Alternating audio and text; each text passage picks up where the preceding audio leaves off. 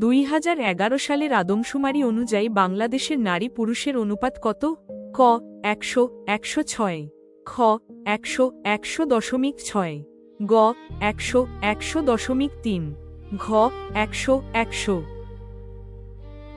2011 সালের আদমশুমারি অনুযায়ী বাংলাদেশে নারীর সংখ্যা পুরুষের তুলনায় সামান্য বেশি ছিল। নারী পুরুষের অনুপাত ছিল প্রায় 100 100.3, অর্থাৎ প্রতি 100 জন পুরুষের বিপরীতে প্রায় 100.3 জন নারী ছিল। 2022 সালের জনশুমারিতে এই ব্যবধান আরও বেড়েছে। বিবিএস এর 2022 সালের জাতীয় তথ্য অনুযায়ী সেক্স রেশিও ছিল 98.07, অর্থাৎ প্রতি 100 জন নারীর বিপরীতে প্রায় 98.07 জন পুরুষ।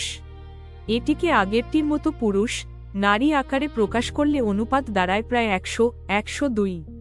তুলনা: 2011 সালে পুরুষ ও নারীর অনুপাত কম বেশি 100 100.3। 2022 সালে পুরুষ ও নারীর অনুপাত কম বেশি 100 102, অর্থাৎ দুই জনশুমারিতেই নারীর সংখ্যা বেশি। তবে 2022 সালে নারী পুরুষের সংখ্যাগত ব্যবধান 2011 সালের তুলনায় বৃদ্ধি পেয়েছে। –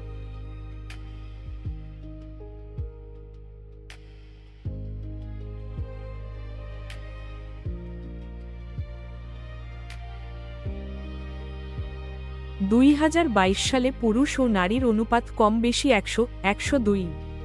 2011 সালে পুরুষ ও নারীর অনুপাত কম বেশি 100 100.3, অর্থাৎ প্রতি 100 জন পুরুষের বিপরীতে 100.3 জন নারী ছিল। তাই সঠিক উত্তর হল গ 100 100.3।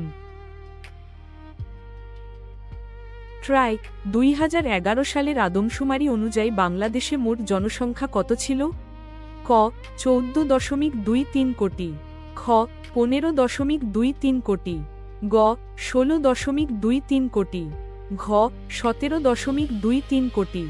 আনসার: ক 14.23 কোটি। বাংলাদেশ পরিসংখ্যান ব্যুরো বিবিএস জনশুমারি ও গৃহগণনা 2022 পোস্ট এনিউমারেশন চেক প্যাক সমন্বয়ের পর মোট জনসংখ্যা নির্ধারিত হয় প্রায় 16.98 কোটি।